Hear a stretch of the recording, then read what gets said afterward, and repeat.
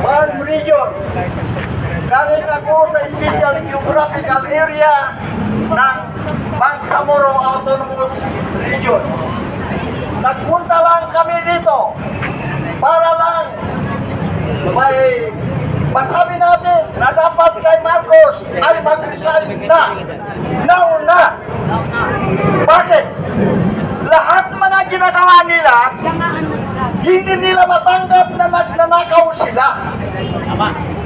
Lahat ng sinasabi ni Saldico, noon, pinapaniwalaan nila si Saldico. Ngayon may sasabihin si Saldico, dahil sila ang tinamaan sa pagnanakaw, hindi nang paniniwalaan. Si Sergeant Gutisa, ganun din yun.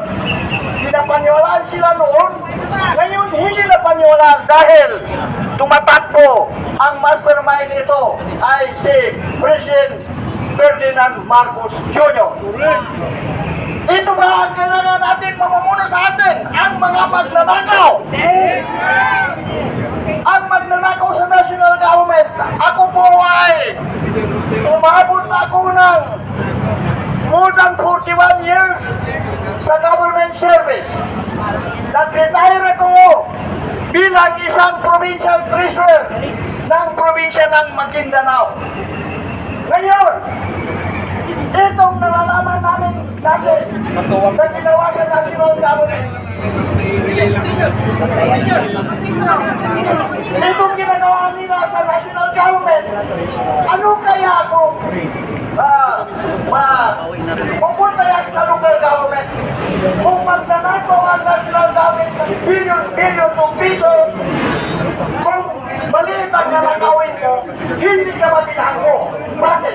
Kung magnanakaw ka naman kaunan, nakakalakas pa ng pupunta sa pinagawa.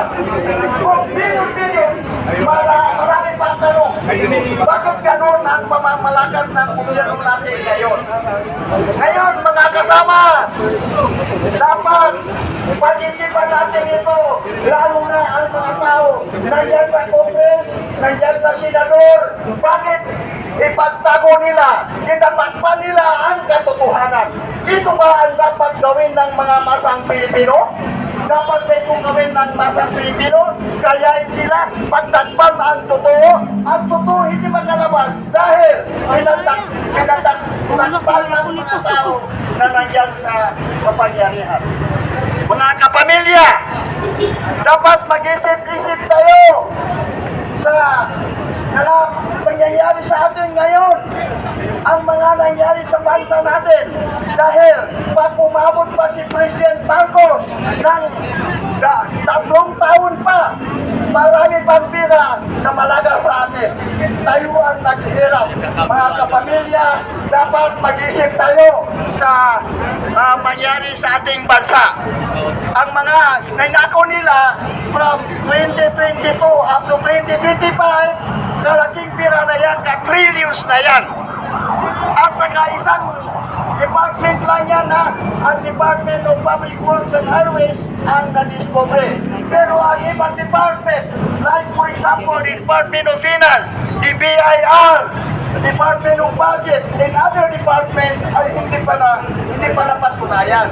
Dapat sana lahat yan madiscovery ang magnanakaw. Kaya lang, ang ginagawa, kung may nagnanakaw sa isang opisina, ang pinagbintangan ang mga Duterte. Bakit Duterte ang pinagbintangan? Bakit noon hindi man yan napag-usapan kung sino ang magnanakaw? Mga kapamilya, pag-isipan natin mabuti ito. Dapat magsama-sama tayo, magkaisa tayo para sa ikabubuti ng ating bansa. Thank you, Tatay. Anong palayaw niyo, Tatay? Si Ginoong Brother Max.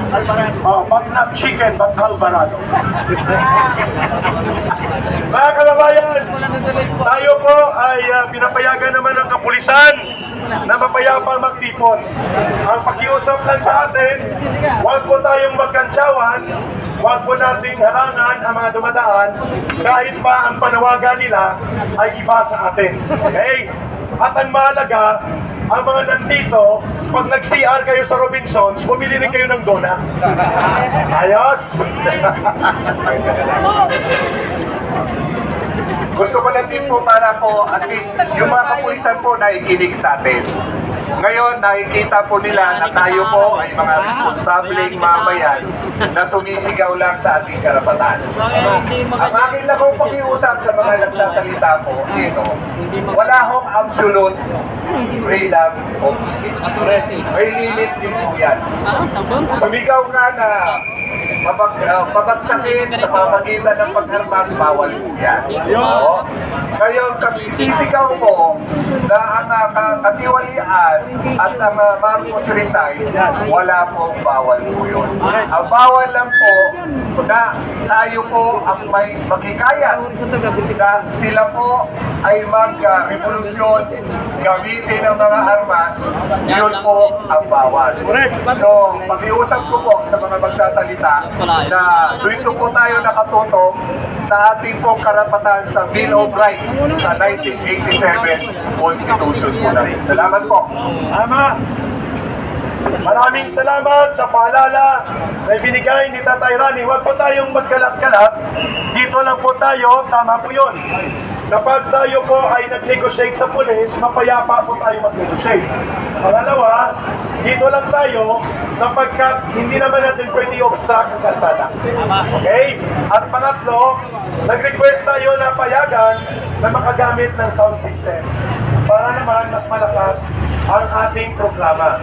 At ang panghuli, by 5 o'clock siguro mamaya, kung medyo okay na ang program, pwede na tayo peaceful magkaroon ng peaceful dispersal.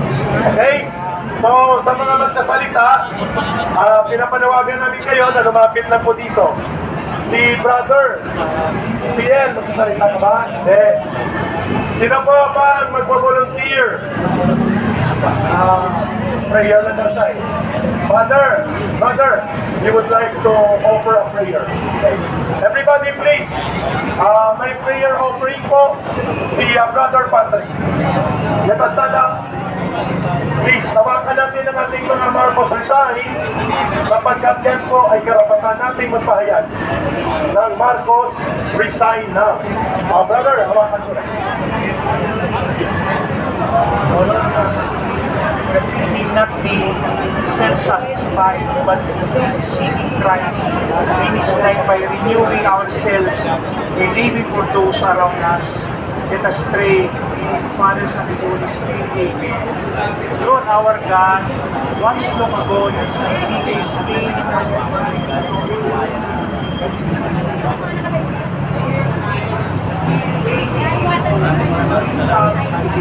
Dami na.